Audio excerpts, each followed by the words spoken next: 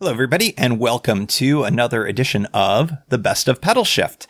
On this edition, this month, we are going back to March of 2015, and we're going to be covering probably one of those episodes that I should have split into two, but it was a jam-packed episode, and it's going to feature the two things in this Best of because, well, frankly, it was pretty good stuff. It was gearing for dummies and critter protection. Two things that deserve their own episode, but I jammed into one. But good stuff in there. For the critter protection part, it talks all about the types of things that you can do to protect your food from critters and other things that smell, including things like bear boxes, how to elevate a bear bag, PCT style, lots of great stuff. Go check out the show notes at pedalshift.net/015. The second part, of course, is the gear talk, and we talk more about calculating gear inches and how important that can be for understanding how to make your bike a little climbier. And this was an excellent little bit of an overview. In fact, I did a follow-up episode years later, but this was the OG. This was the beginning one. So, Best of Pedalshift, episode 015. Hope you enjoy.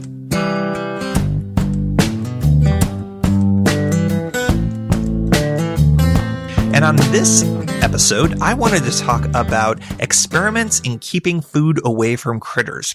For many of you who do a lot of camping, this probably won't apply so much if you're a bed and breakfast or a hotel type, a credit card bike tourist. No judgment. I think that's a totally cool way to do it.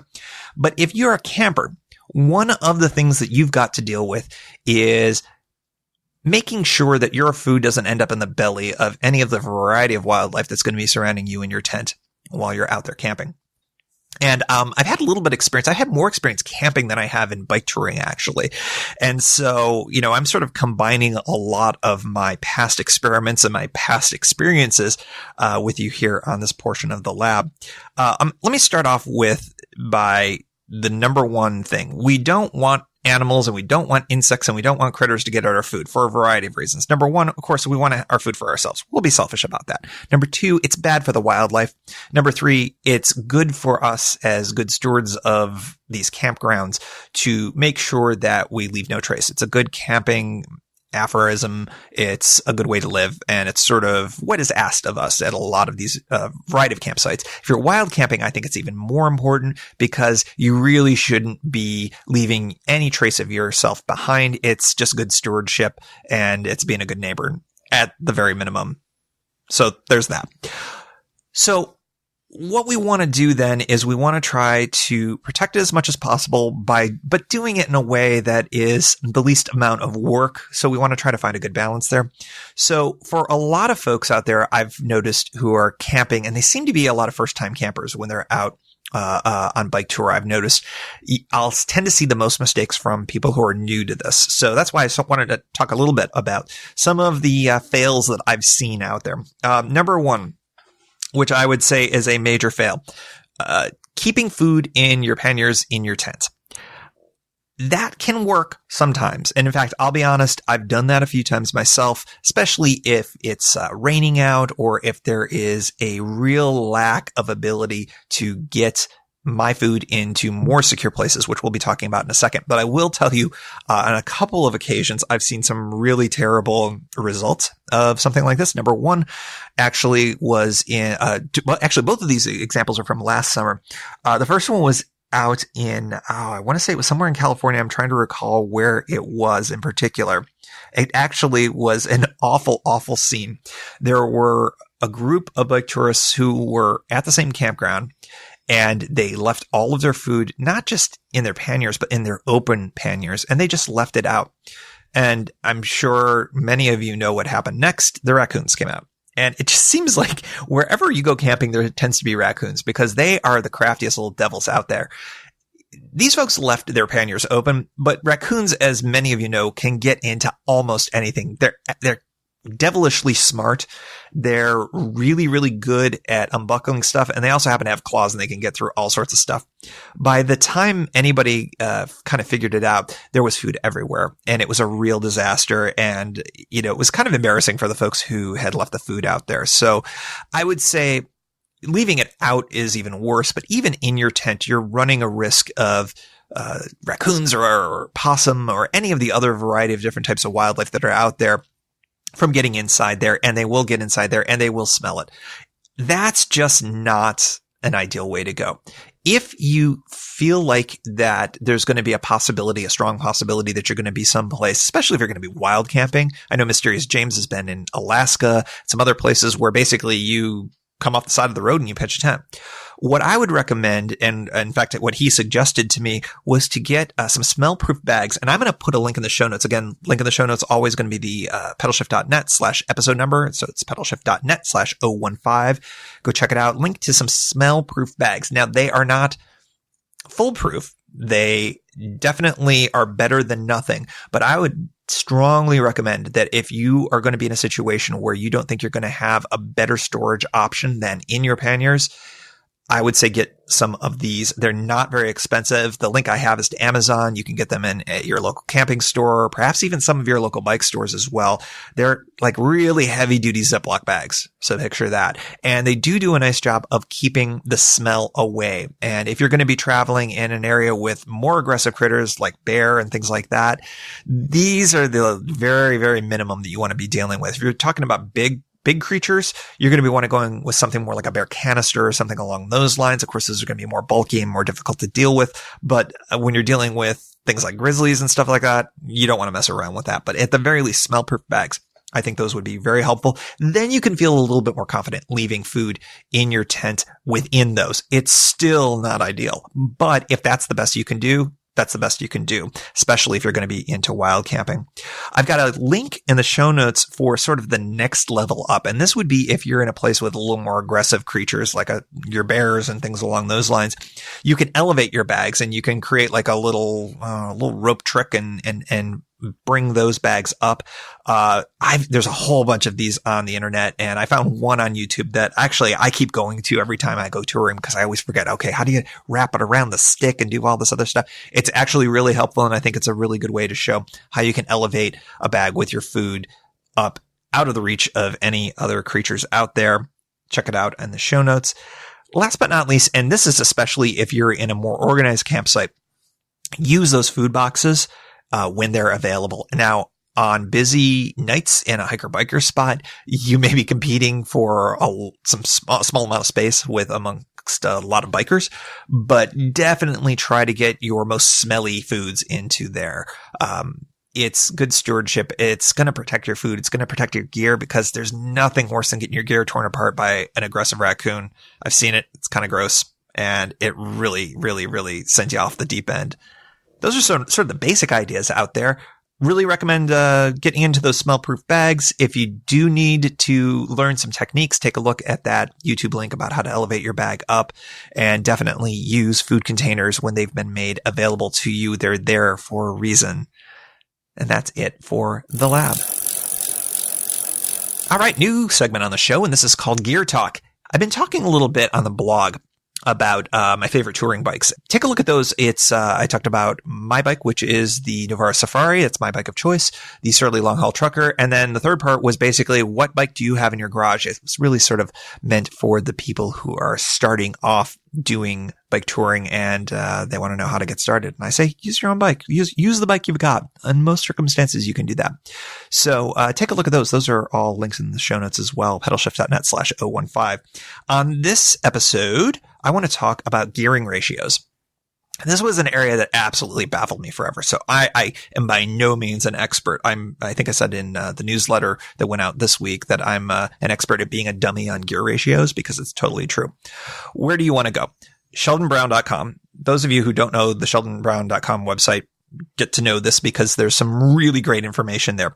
SheldonBrown.com/gears, GEARS. Why? There is a calculator on there, and it's going to help get you to the point where you can understand this at least enough to feel comfortable with it. And that's sort of where I am right now. When I first got my good touring bike, my Novara Safari, it came with, I would say, a less than fully optimal gear ratio. The climbing gear on it wasn't as good as I would have liked it, and I didn't know what to do about that. I knew that I could swap out the crankset. I knew that I could swap out the cassette, but I didn't know what that meant. I didn't know what the numbers meant. And you may be in exactly the same place. And that's what I want to talk about it in this portion of the podcast. Number one, there are a bunch of different ways to measure gearing.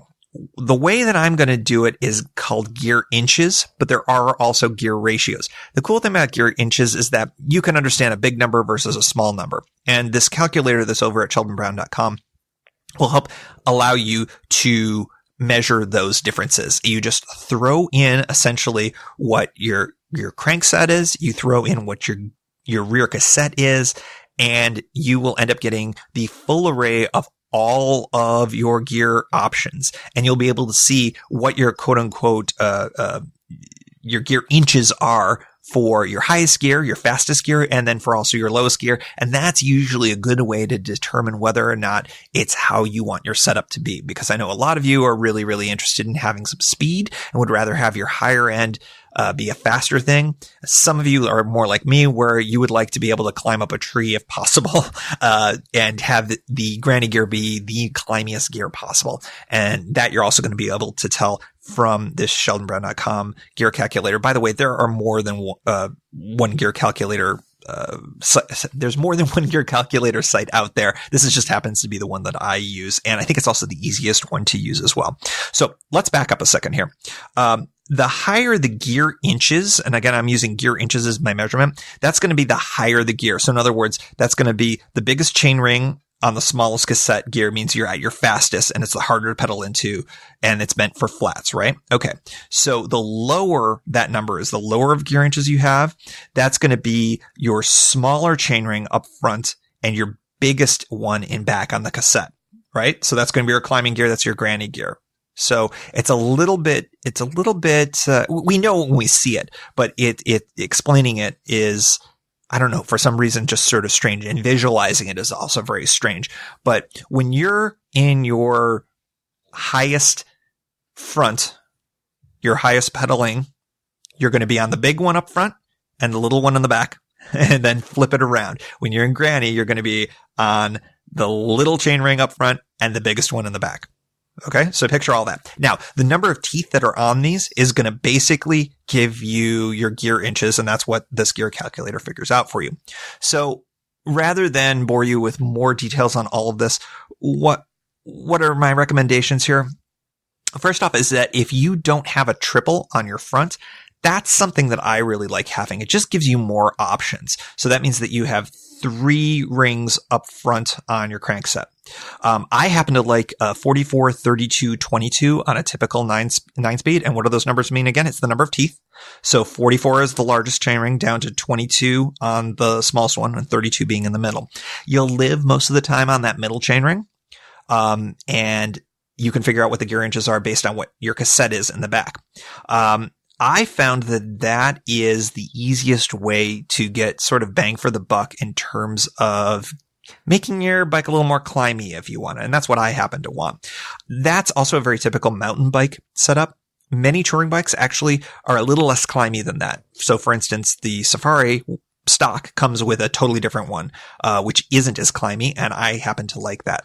So I found after I made that swap out, when I compared on the gear calculator, I was able to see that my lowest gear, my granny gear, had a much better gear inches rating. It was lower, and I totally felt the difference. And if you're finding you're having trouble getting up hills, or you find like you're really pressing into your pedals, this might be the one simple change that you can make. Now, you don't have to make it just on your crankset. You can also do it on your cassette. So if your rear cassette is getting a little bit worn down, it might be time to change that out. Start thinking about maybe what would be a good cassette to put on there. Figure out what the gear inch ratings are using that calculator. That can really, really help you out a lot. I just did some work on my bike and actually replaced the cassette and made that actually a notch more climby as well. And I replaced that out. So there's a great video, link in the show notes again, from a guy. This is a good name for a YouTube channel, All Around Math Guy. And he talks a lot about gear ratios, and you can learn a little bit more from somebody who knows a little bit more than I do about the math side of things. But the basic idea here is go plug in what you've got right now. Plug it into the Sheldon Brown calculator, take a look, and then compare what you've got available. So if you're ever looking to swap out some stuff, if you are dissatisfied with where you're at right now, you've got the power. You can just swap out a couple of components, and usually for a pretty inexpensive amount of money, swapping out a cassette, swapping out your crank, you're actually going to be able to have a totally different ride. And that really might help you for whatever your next tour is, especially if you've either wanted to be able to do something a little bit faster, or if you've been dreading a particular climb that's on your next tour. This is the type of thing that you can use to help you be able to get up those hills a little bit easier. It worked for me. I think it'll work for you as well.